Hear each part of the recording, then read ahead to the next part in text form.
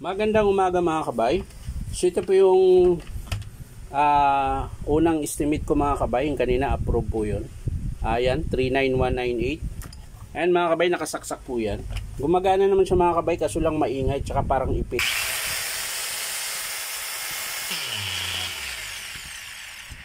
So baka po sira yung bearing ito. So tara mga kabay, samahan nyo ako. Titingnan natin. So yan mga kabay, nakalas ko na po yung screw. So tatanggalin muna natin yung carbon mga kabay para hindi siya maputol. Titingnan natin kung bakit siya ganun. Tigas. So kailangan natin ng pamalo mga kabay.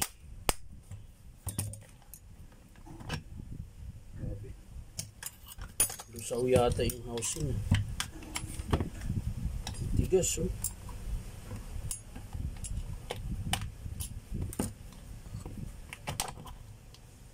Yun, lusaw nga mga kabay. Ayay. Ayayay.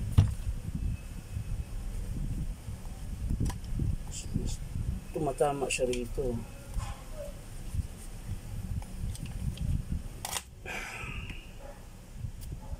Tumatama siya mga kabay. Ayan, sumasayad.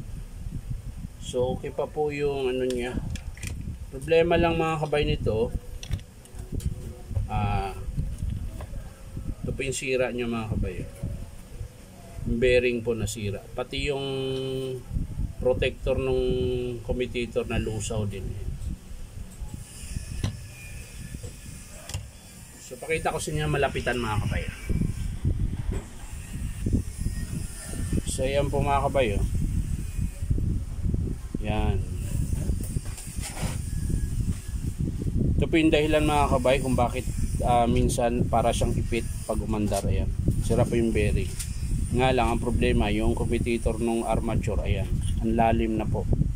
So kailangan na rin natin palitan. At meron din pong tama yung winding nya. Ayan.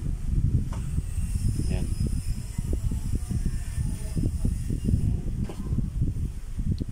So ang papalitan dito mga kabay, okay pa yung ano nya, okay pa yung gear.